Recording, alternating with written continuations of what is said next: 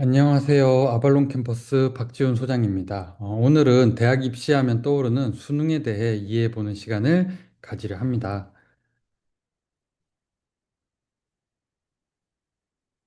어, 현재 대입은 수시, 정시로 구분되어 있고요. 정시는 우리가 알고 있는 수능으로 대학을 입학하는 전형이죠. 그리고 수시는 내신 중심의 학생부 교과 전형이랑 활동 중심의 학생부 종합 전형, 그 다음에 논술 시험 중심의 논술 전형 등이 있으며 이 수시에서는 수능 최저라는 것들을 걸고 있어요.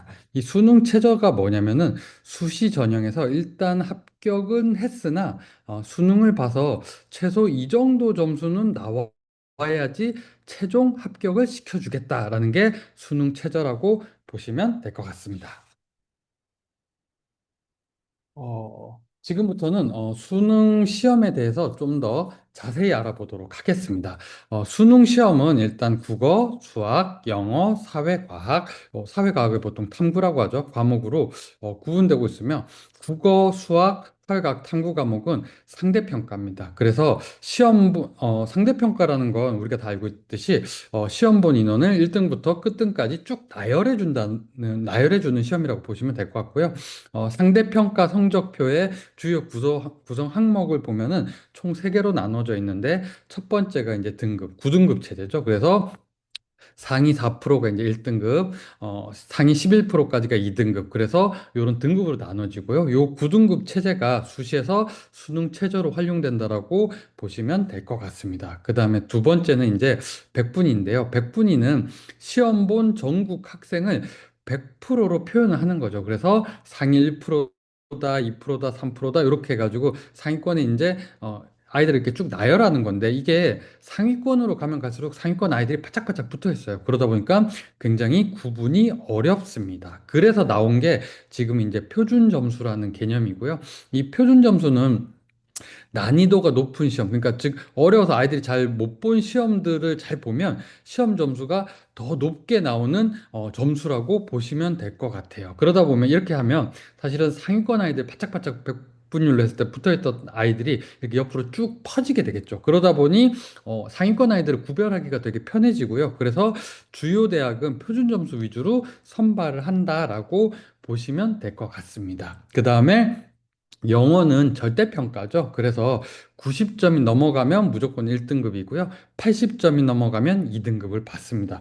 이러다 보니까 영어는 절대평가이다 보니까 1등급 받기가 쉬운 거 아니냐라는 생각들을 굉장히 많이 하고 있고요. 그래서 수시에서 이제 영어 1등급을 기본값으로 놓고 보통 전략을 세웁니다. 그래서 지금 뭐 가톨릭대 의대 같은 경우를 보면은 지원 시 국수 영과 4개의 합이 5를 지금 바라고 있어요. 수능 최저가. 그래서 이런 경우 영어 1등급 보통 영어 1등급이 한 7%에서 13%까지 나오거든요. 그래서 일반적인 4%보다 훨씬 더 많이 나와요. 그래서 국수가 1등급을 2개를 받고 2등급 1개 이런 식으로 이제 전략을 잡습니다. 그러다 보니까 기본적으로 지금 보시면 아시겠지만 영어 1등급을 기본 베이스로 깔고 가요. 왜? 다른 과목에 비해서 1등급 받기가 훨씬 더 쉽다 보니까. 자, 성균관대 논술 전형 볼게요. 논술 전형도 지금 수능 최저가 들어가 있어요. 그래서 국수 영탐 중 3개 합이 6일 경우에 합격이죠. 그래서 영어 1등급 일단 베이스로 깔고 국어 수학 탐구에서 2등급 1개, 그 다음에 3등급 1개로 보통 이런 전략을 세웁니다. 이런 식으로 이제 전략을 많이 세우는데 그런데 어떤 상황이 발생하느냐. 지금 영어 수능 시험에 그 난이도가 지금 점점 올라가고 있는데 그거 좀 보자면 자, 2021학년도, 2020년도에 이제 시험 했던 수능에서 보면 1등급이 12.66%였고요. 2등급이 16.48%였어요. 근데 이게 지금 보시면 아시겠지만 점점점 줄어들죠. 그래서 2024학년도에는 1등급이 4.7%였고 4.7%면 사실 다른 과목에서 1등급 4% 받는 거랑 크게 차이가 발생하지 않아요. 이러다 보니까 수능이 지금 보시면 아시겠지만 불수능이라는 이야기가 나왔고 재수학원으로 아이들 왜냐하면 수능 체제를 못 맞추니까 재수학원으로 아이들이 굉장히 많이 몰리는 상황들이 발생했다라고 보시면 될 것 같아요. 자, 그러면 올해 수능은 어땠냐? 자, 지금 올해 수능 끝나고 나서 이제 나온 이야기가, 황금돼지띠 해로 전년보다 3만 1,504명이 증가해서 55만 명이 응시를 했고요. 국어, 영어가 불수능이었다는 얘기가 나오고 있고, 그래서 영어 1등급이 지금 3.8에서 6%, 3.8이면 지금 다른 과목 4%보다 더 안 나오는 거예요. 그런 추정치가 지금 나오고 있는 상황입니다. 즉, 지금 이 상황들을 쭉 놓고 보면 수능 영어 난이도의 상승 추세가 계속 가고 있다. 그래서 영어가 예전처럼 그렇게 만만하게 볼 수 있는 상황은 아니다라는 얘기들을 해볼 수 있을 것 같습니다.